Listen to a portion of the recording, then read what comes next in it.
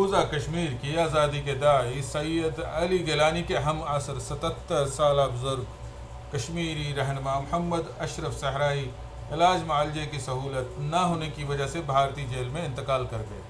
ان کی اس المناک موت پر جموں و کشمیر کمیونٹی اوورسیز جدہ نے ایک تعزیتی نشست کا انعقاد کیا۔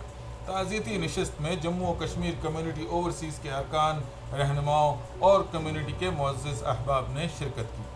شرکاء سے خطاب کرتے ہوئے چیئرمین جموں و کشمیر کمیونٹی اوورسیز خورشید متیال نے گہرے رنج و غم کا اظہار کیا اور کہا کہ ان کی کمیٹی بھارتی ظلم و بربریت کے خلاف بھرپور احتجاج کرتی ہے اور وزیر اعظم پاکستان سے پرزور اپیل کرتی ہے کہ وہ مقبوضہ کشمیر کے بارے میں اپنی پالیسیوں پر نظر ثانی کریں۔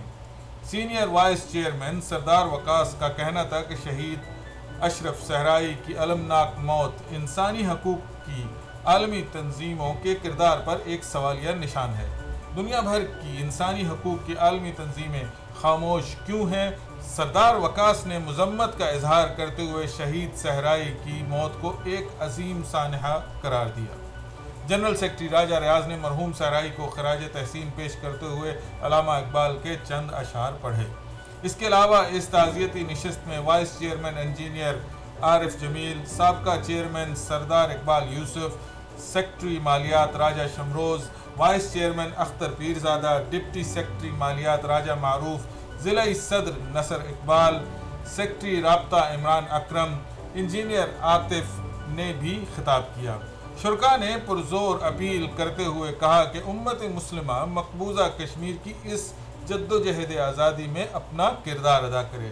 نشست کے اختتام پر شہید محمد اشرف صحرائی کی درجات کی بلندی کے لیے دعا کی گئی۔